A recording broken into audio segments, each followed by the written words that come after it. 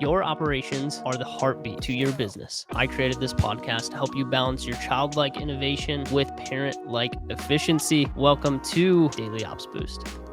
Yo, what's up, team? Welcome back to another Daily Ops Boost. We are diving in today, and as you can see, still in the historic home here in Grand Rapids, Michigan. Voice is coming back a little bit. Also, got the audio figured out, so I apologize for the last episode. I know the audio wasn't as crisp as you guys would want it to be, but got the audio figured out a little bit better on this one. So the mobile setup, not quite optimized yet, but we're getting there slowly but surely, okay? But wanted to talk to you guys today, specifically on pitch decks for your agency. Should you use them? Should you not use them?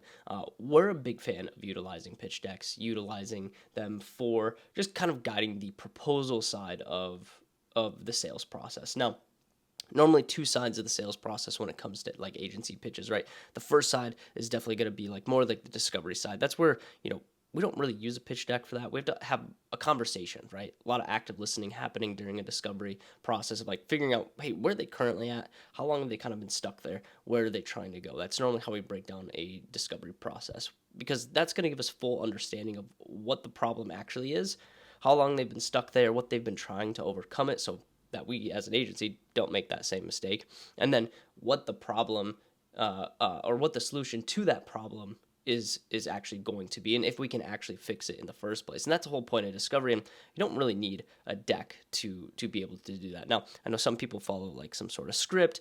Normally we don't follow, like we have scripts for discovery process of like, hey, this is how it should go, but we're not like reading from it word for word like in a screen that's right in front of us. So discovery is the first aspect. We don't really use a deck, but what we do have is a capabilities deck normally during a discovery process, because what is one thing that we normally get when we're on a discovery call, 15, 20 minutes, is like, cool, can you tell me more about what you guys do? Yeah, absolutely, we can do that, but we don't necessarily want to give out the price point. We don't necessarily want to dive into all of the processes, right, of like how we work, but we do want to give them something of like, hey, here's what we can do, right? And so that capabilities deck is a really nice like back pocket, nice to have deck of like, hey, you can we take you through this, or you can even share it with them after the call if they're looking for something specific there, right? So there's some options there as needed on that discovery process. But capabilities deck is a really nice to have, like, hey, here's who we are, what we do, kind of what the company stands for, the services that we provide to a lot of our clients, everything but the price points, right? Because that's what the proposal's for. And most agencies, they have customized services, and you can't necessarily just drop the price point in a capabilities deck and be like, yeah, like here's everything that we can do, and this is what it's going to cost. One, it doesn't give you an opportunity to actually pitch the service and overcome objections, right? They could just say, well, that's too expensive, and just walk away, when it could have been the perfect fit for them. And overcoming a price objection isn't like the most difficult thing ever. But at the end of the day, you want to have the opportunity to actually pitch the price to them and have that opportunity to show them the value of working alongside of you and your team to actually solve the problems that they're having.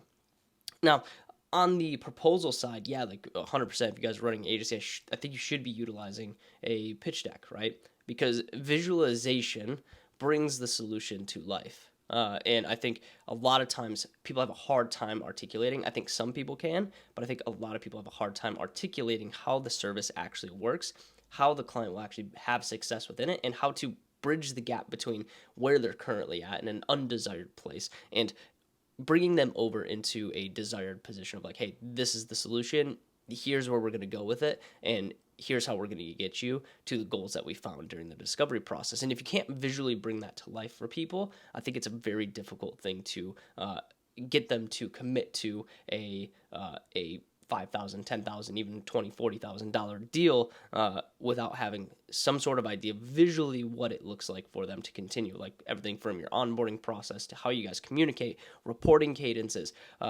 having a visual to bring them through allows you guys to to bring that vision to life of how you're going to get them from where they're currently at to where they're trying to go. Now, if you guys need some good templates, we've done these types of pitches for, anyone from, big e-commerce brands to Fortune 500 companies. We have templated decks.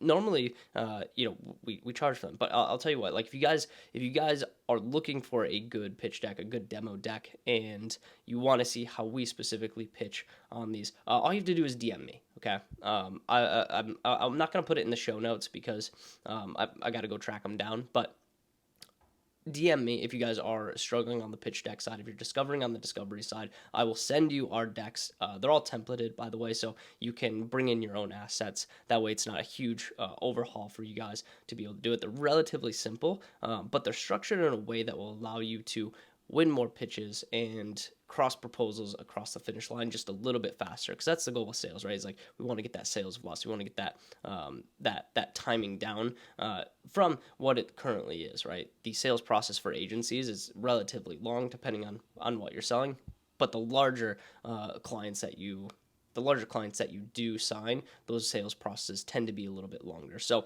if you want to minimize some of that sales velocity, right? You want to cross deals a little bit faster. Shoot me a DM. You can shoot me a DM on Instagram or Twitter, one of those two places, and I'll send you these pitch decks. But you got to come searching for it, right? And if you're not struggling with it, hopefully you took something helpful from this episode.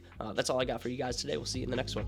Peace. Yo, thank you so much for listening in to Daily Ops Boost. We really appreciate your attention. If you're enjoying the shorter form content, you're going to absolutely love the long form content that we post over on YouTube. We do a live stream every single week, 7 p.m. Central Time. Go check it out. It's on YouTube. It's called Agency Therapy. We'll see you over there.